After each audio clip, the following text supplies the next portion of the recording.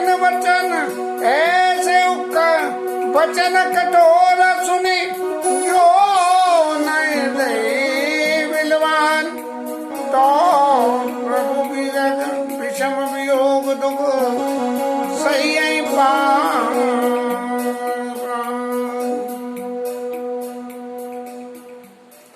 कल के विश्राम में जानकी जी ने राम जी को समझाने के लिए बहुत सारे तर्क और उत्तर दिए और इन सब उत्तरों का एक ही नतीजा है कि भगवान ने जानकी जी को जो उपदेश करा वो राजकुमारी की हैसियत से करा और जानकी जी ने जो उपदेश करा जो निराकरण बताया वो जो है पत्नी की हैसियत से बताया।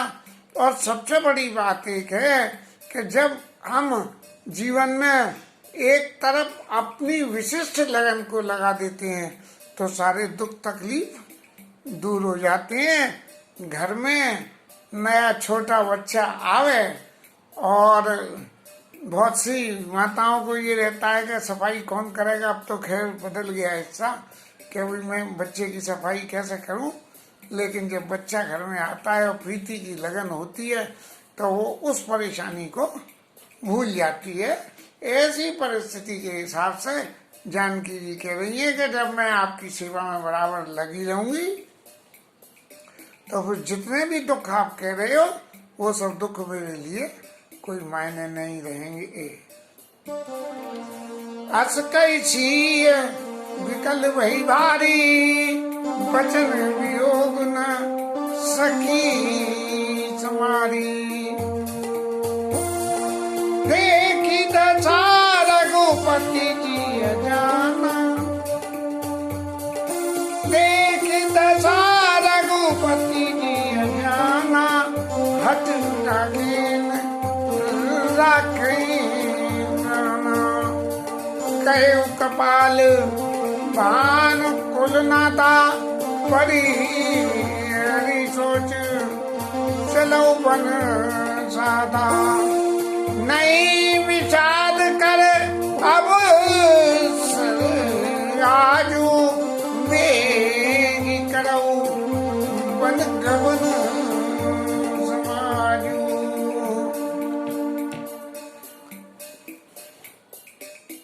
ऐसा क्या क्या सीता जी तो इतना मन भारी हो गया कि ये भगवान के वियोग का जो अवसर बन रहा है जिसको कि मैं कभी नहीं चाहती हूँ कि ठाकुर से मेरा वियोग हो, लेकिन जो भी कुछ है परिस्थितियाँ, लेकिन जब उनकी ये स्थिति को देख के राम जी के मन में ये निश्चय हो गया कि यदि इनको यहाँ छोड़ दिया तो ये अपने शरीर को नहीं रखेंगी, तब उन्होंने कहा कि कहे कपाल भानुकुल नाता परेर सोच चलो वंशाता।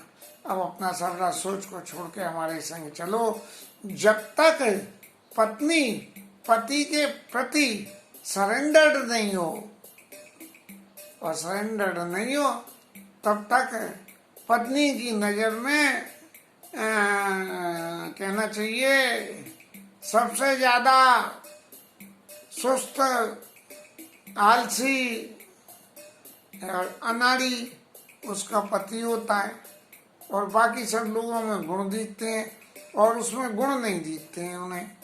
तो यदि सरेंडर्ड है तो जो सरेंडर्ड सीता जी थी तो उन्होंने भगवान राम के सारे गुणों का वर्णन किया। को पति संग प्रभु संग वो चितव ने आरा सिंह बधुई जी में ससक स्यारा के जो है श्यार कैसे जो है सिंगनी को जो है देख लेगा, ऐसे मैं जो है सिंह के साथ में चल रही हो तो मैं तो राम रूपी सिंह के संग जाऊंगी तो मुझे को इसमें क्या। ये इसका नाम होता है सरेंडर। और ये जो सरेंडर है यदि ये जीवन में सरेंडर होता है तो पति पत्नी की गाड़ी अच्छी चलती है और यदि सरेंडर न हो तो गाड़ी तो जिंदगी तो सबकी गुजर जाती है। जो इस संसार में आया है उस संसार में उसके भरण पोषण उसका सब इंतजाम तो ठाकुर जी कुछ न कुछ करते हैं। नहीं विषाद कर अवसर आजू और बेग करो बन गवन समाजू। अब विषाद की जरूरत नहीं है, खुशी मन से चलो। ये जो आपको रोना सूझ रहा था वो सब रोना बंद करो और हंसी खुशी मेरे साथ चलो कि आपको पति का संग मिल रहा है। बे कहे प्रिय वचन प्रिया समुझाई, लगे मातु पद आशीष पाई।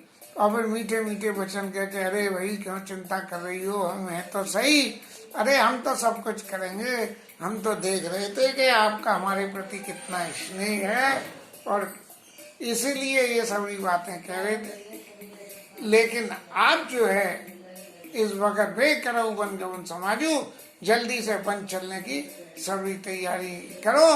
और कई प्रिय वचन प्रिया समझाई, लगे मातपद आशीष पाई। और कौशल्या अम्बा के चरणों में गिर के उनको प्रणाम किया और उनका आशीर्वाद लिया। और बेग प्रजा दुख मिटवाई, और जननी निठुर विसर जनी जाई। हे पुत्र, तुम बहुत जल्दी आके इस प्रजा के दुख को मिटाना, और जननी निठुर विसर जनी जाई।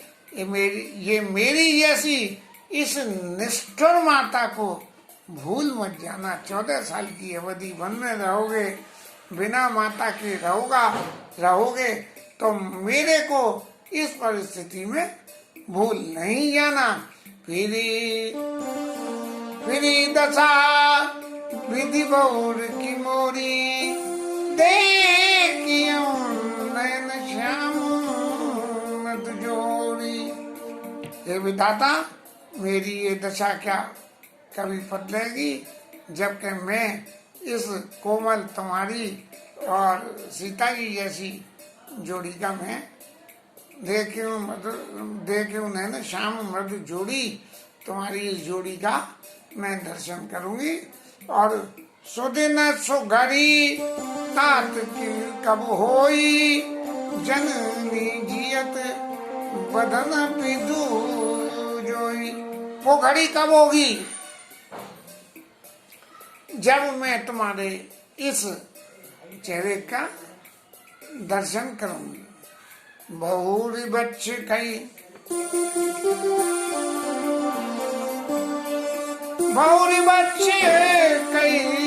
लाल कई, रघुपत रघुबर तात कवई बुलाई लगाई, हर चीज रखी। और फिर राम जी से पूछने लगी कि हे पुत्र, हे वत्स, लाल, हे रघुपति के मैं अब तुम्हें कब अपने हृदय से लगाऊंगी। ये बात मेरे गले नहीं उतर रही है कि मैं लगाऊंगी कि नहीं लगाऊंगी, लेकिन भगवान राम ने उस संतोष के लिए, क्योंकि जो मन शत्रुआ का आशीर्वाद उनको वरदान दिया था, उसी के लक्षण का थर में तारी, और बचन आप विकल वही भारी। इतनी विकल हो गई जानकी जी क्या जिसकी क्या कहना चाहिए, लक्षण एक आतर में तारी, बचन आप विकल वही भारी। बहुत विकल हो गई। और तब भगवान ने क्या करा, राम प्रबोध की न जय भांति, राम प्रबोध की न विधि नाना, समाओ समोदना, समाओ जाई वखाना। भगवान राम ने फिर उनका प्रबोध किया। कैसे प्रबोध किया कि जब वो जन्म लिया था ना, तब उन्होंने माता को सबरी कथा समझाई थी। ऐसे ही उन्होंने फिर उनको प्रबोध किया कि मैया आप चिंता मत करो, आपने तो मांगा था कि आपका ज्ञान कभी मिटे नहीं, और ज्ञान मिटे नहीं तो उसके लिए मैं आपको ये बता रहा हूँ कि मैं तो भगवान की लीला में जो है ये जन्म लेने के जो कारण की लीला है उसको पूर्ण करने के लिए वन में जा रहा हूँ। और तभी सीता मैया ने कौशल्या मैया को ये प्रार्थना करी कि सुनिए माय मैं परम हूँ अभागी।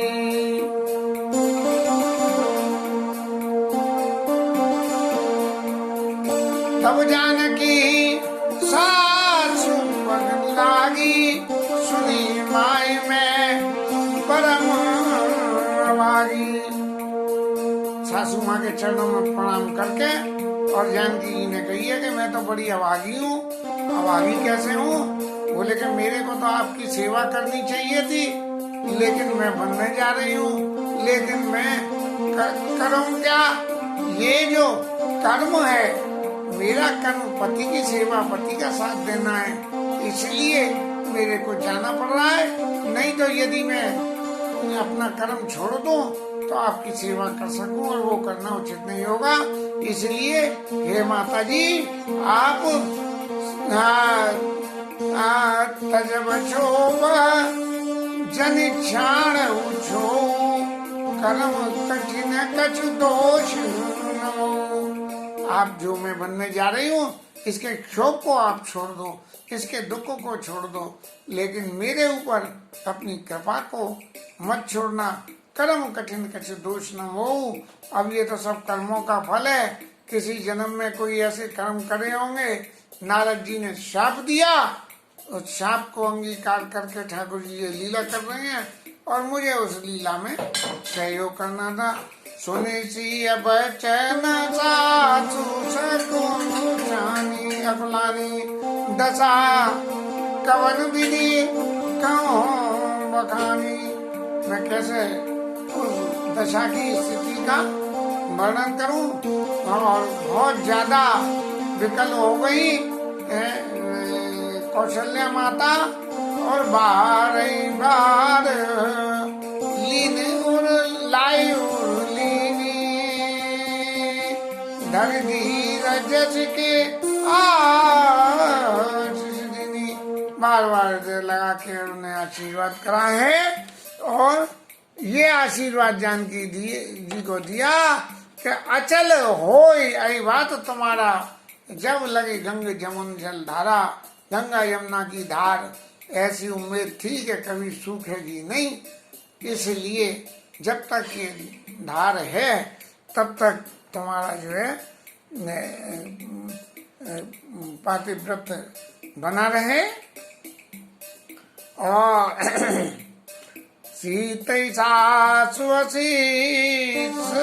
शिखा दीन अनेक पठार, चली नाई पद पदु सिर अतित बार।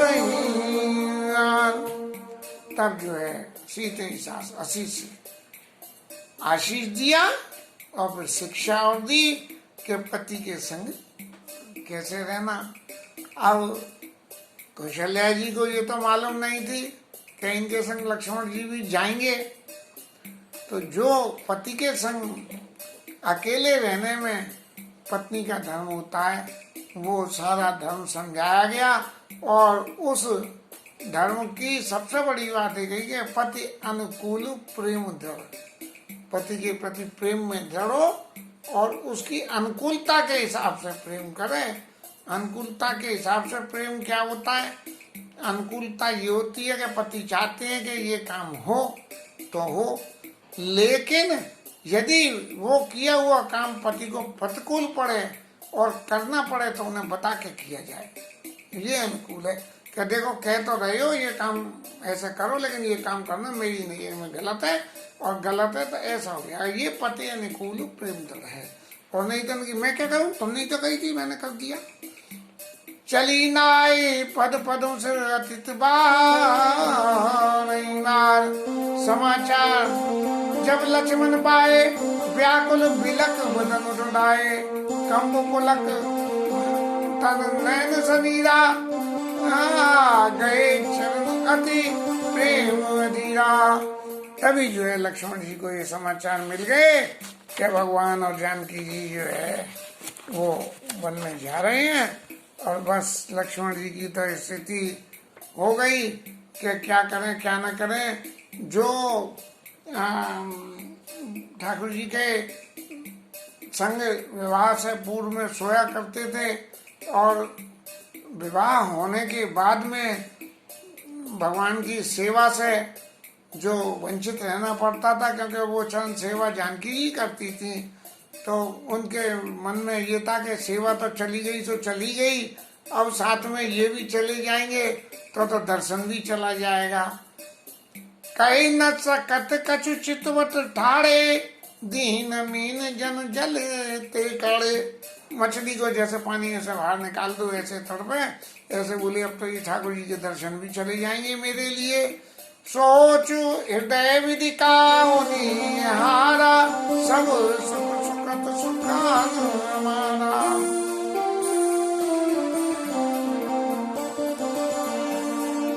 हे भगवान, अब ये क्या होने वाला है? क्या हमारे सारे पुण्यों की समाप्ति का समय आ गया? मौका मौका कहु रघुनाथा, रखी है भवन के ले साथा। मेरे लिए क्या कहेंगे? अगर मुझे ये आज्ञा दे दी कि तुम घर पे ही रहो, तो मुझे तो रहना पड़ेगा, हाँ? और अगर मुझसे कहेंगे चलो साथ, तो साथ चला जाऊंगा। लेकिन होगा क्या? यही चिंता में मग्न होके, और लक्ष्मण जी इतने विकल हो गए कि राम जी के पास जाकर राम बिलो की बंधु कर जोड़े, दे सब सन तोड़े। सब चीजों से समेट के बिल्कुल ऐसे हाथ जोड़ के कि जैसे अभी ये लुढ़क ही पड़ेंगे चरणों में। ऐसी स्थिति में जब भगवान ने देखा, तब बोले भोले बचन राम नागर, शील सने सरल सुख सागर। तात प्रेम बस जनी कदराऊ, समुझी हृदय परिणाम चाऊ। हे तात, आप जो है जो स्नेह प्रेम करते हो, उसके वशीभूत होके अपने आप को ऐसी परिस्थिति में मान के कि मैं कुछ नहीं कर सकता हूँ, प्रेम बस जनिक कतराऊ, समझ हृदय पर नाम उछाऊ के क्या होगा क्या नहीं होगा। अरे भाई, बड़े लोगों की आज्ञा जिसने मानी है उसके जीवन में तो सुख ही सुख होगा। तात प्रेम वर्जन कर राऊ, और समझ हृदय परिणाम उछाऊ कि इसका क्या परिणाम होगा और क्या नहीं होगा।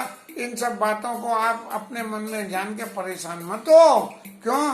कि मातु पिता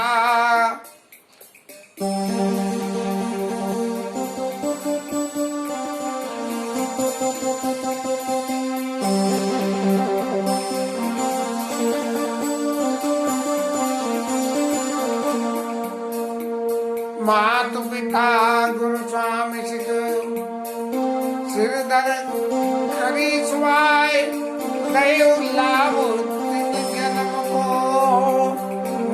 नतर जन्म जग जाए। माता और पिता की आज्ञा को जिनने सिर पे सिरोधार्य करके, सिरोधार्य करने का मतलब किंतु परंतु लगाना नहीं है, जो उन्होंने कही है सीधा उसको फॉलो अप कर देना। ये है लयो लाभ तिन जन्म को, न तरु जन्म जग जाए। यदि उनकी आज्ञा को नहीं मानो इस तरह से, तो आपका जीवन ही व्यर्थ हो जाता है। निजी जीवन की घटना याद आती है। एक दिन रात को 12 बजे करीब का समय था, कोई सड़क गली में एक कुत्ता रो रहा था।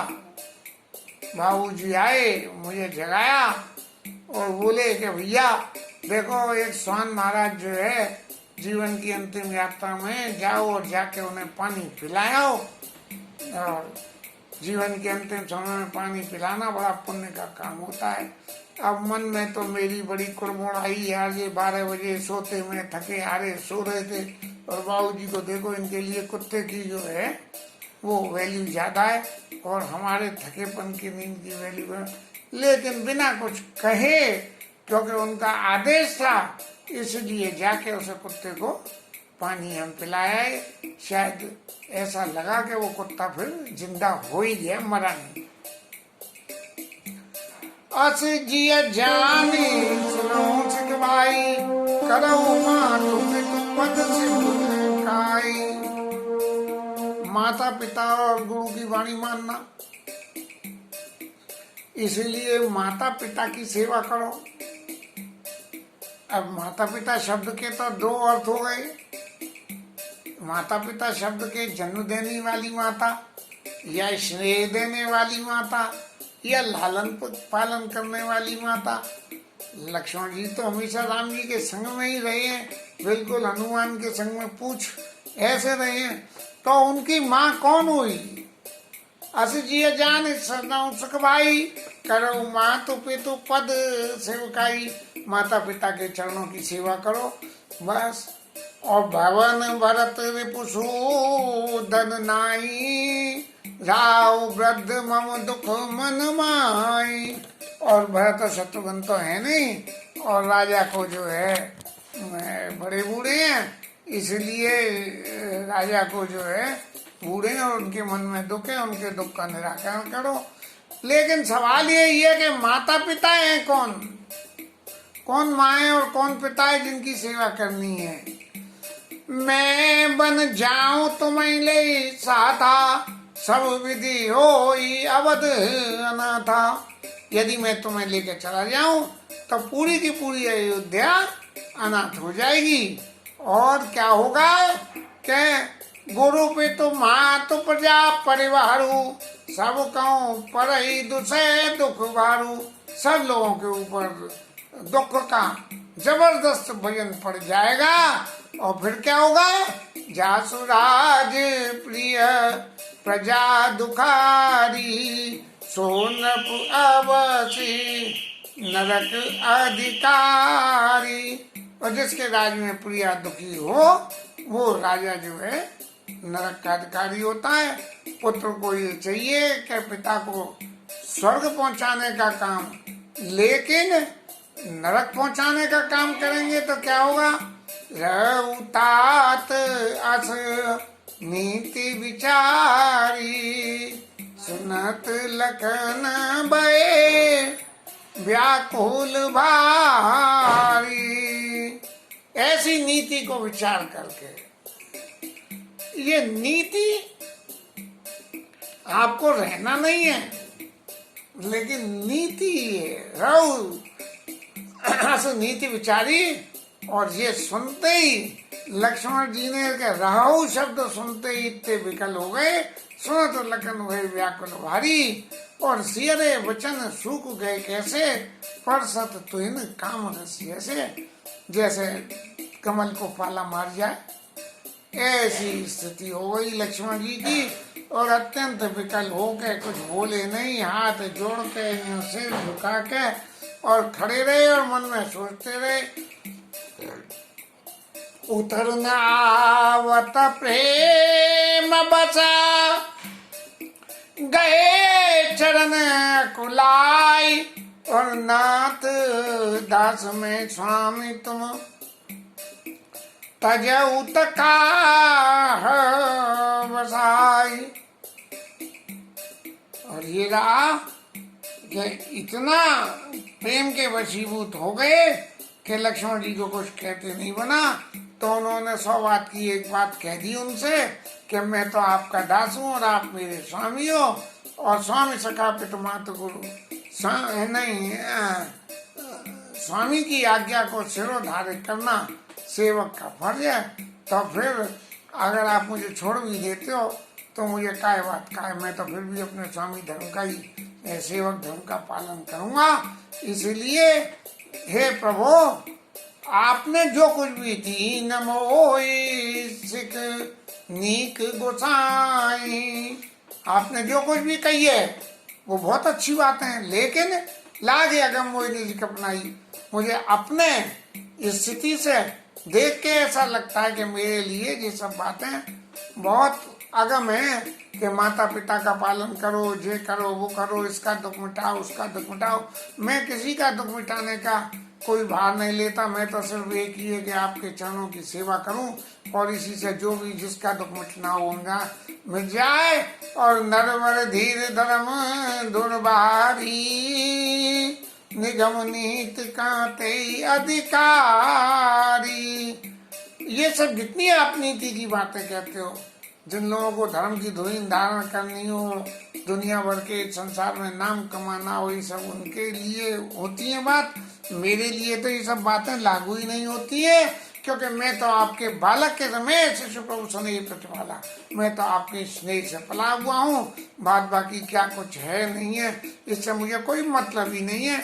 आपका स्नेह मेरे साथ है तो बहुत कुछ है। कहूँ सुबह आओ नाथ पति आओ, आप मेरी इस बात का पूरा पक्का करके विश्वास करना। जहाँ लगे जगत स्नेह सगाई और प्रीति प्रतीत निगम ने जगाई। इस संसार में जितनी प्रीतियां प्रतीतियां विश्वास सगाई स्नेह जो कुछ भी है, तो मेरे सबई एक तुम स्वामी, मेरे सबई एक तुम स्वामी, दीन बंधु और अंतर्यामी। मेरे तो आप ही सब कुछ हो और मेरे हृदय की बात को आप अच्छी तरह जानते हो। इस बात का मेरा आप विश्वास जरूर करिए। धर्म नीति उपदेश ताई अरे जिसको कीर्ति चाहिए, पद चाहिए, प्रतिष्ठा चाहिए, वो सबके लिए महाराज ये बात होती है। मुझे कुछ नहीं चाहिए। मन कम वचन चरण रत होई, मन से वचन और कर्म से जो आपके चरणों में प्रेम करने वाला हो। कृपा सिंधु बड़ी हरई, मन वचन और कर्म तीनों से ही जो एक्टिव हो सेवा करने के लिए। अरे महाराज कहीं ऐसे व्यक्ति को छोड़ा जाता है क्या?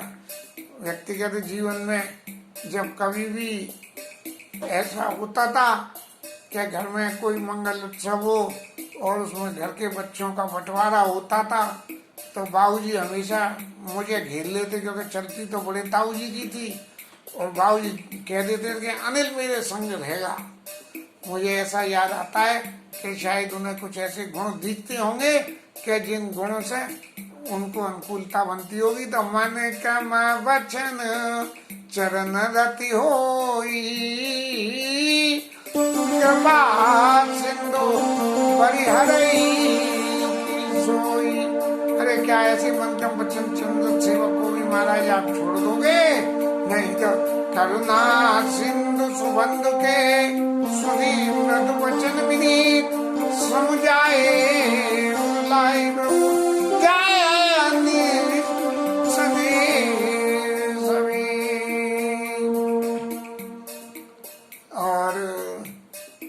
करुणा सिंधु भगवान राम ने लक्ष्मण जी के इन वचनों को सुन के और उन्हें कुछ समझाने का प्रयास किया है।